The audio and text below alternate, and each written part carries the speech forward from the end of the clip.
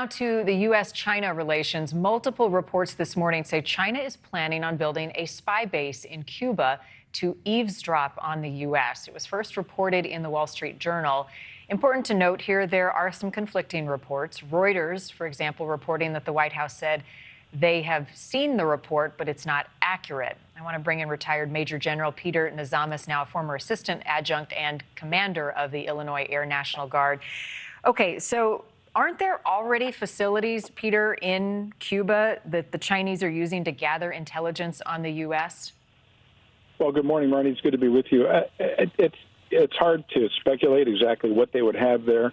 We've been down this road, of course, over decades. The ability of foreign nations to set up eavesdropping facilities and a host of worlds and a host of lands and areas near our interest, most specifically Cuba being less than 90 miles from our coast. So it would not surprise me, but at the same time, I have the utmost confidence that the administration and the Department of Defense know exactly where they are and are prepared. This is a world today of immense intelligence gathering, and everybody knows the abilities of the Chinese military to gather intelligence in all realms of the world and in many different ways.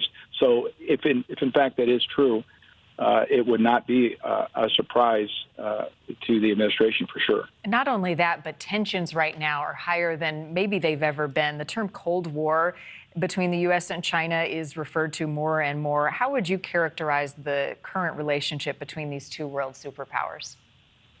Well, again, it goes back to knowing each other, knowing both sides are likely monitoring. That's really what the Cold War was. It was everybody knew everybody's capability back in the day of the Cold War between the United States and then the Soviet Union. So a lot of this is just about awareness of knowing. They know that we have various ways of monitoring their movements, their actions, and at the same time, we have to know, and we do know, that they are doing it in much the same fashion and in unorthodox fashions, such as the recent balloon that went over the United States and was eventually shot down by the Department of Defense administration. So this type of a Cold War was well established in nations, and most specifically between the United States and the former Soviet Union, and now between the United States and China. So I don't think there's any surprises there. The island nation, Cuba, about 100 miles from the U.S. coastline. What type of information, if a facility like this was being built, would we be talking about being at risk? Well, we have several. Of course, in this day and age, with communication being the way it is, listening to communications and between various ways, being able to talk to satellites talking to different listening stations and posts. But it's most specifically in terms of installations, the United States has installations all throughout Florida and all throughout the South that